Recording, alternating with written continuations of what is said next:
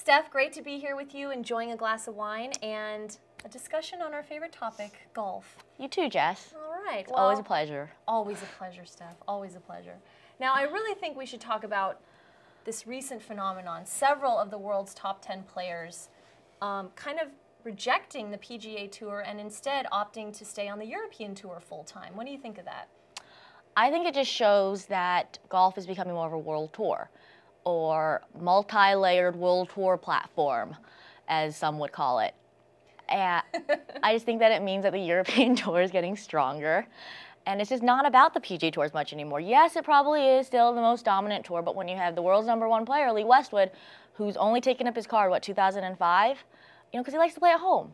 And then Rory McIlroy said, I don't want your card again. You know, I want to play at home. I want to play with my boys. I want to do what I want to do. I don't want to have to play in 15 tournaments.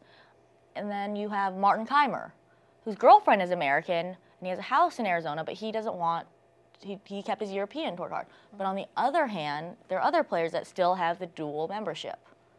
So I don't know, what do you think that means? Do you think that the PGA Tour is going downhill, or is it just that the European Tour is getting stronger? Well, I think, you know, maybe not so much that the PGA Tour is going downhill, but I think what we're seeing is this giant emergence of Europe as like a huge powerhouse in the world of golf. And you've got guys that primarily are living overseas, and I get that. I mean, who wants to be going across the Atlantic over and over, playing a tournament for a week, going home for maybe a day or two, back all the way to England or Ireland or Germany or, I mean, any number of countries over in Europe. So I think really that's what we're seeing now. This has probably been an issue in the past for some guys, but because the best players are now mostly European, I think, in the top 10. They are. Is that true? Yeah, that is. It is true. It's Westwood, Tiger, Keimer. So I honestly, though, don't know if it's so much about travel, but personal preference and camaraderie, so the atmosphere, because the European Tour travels around the world,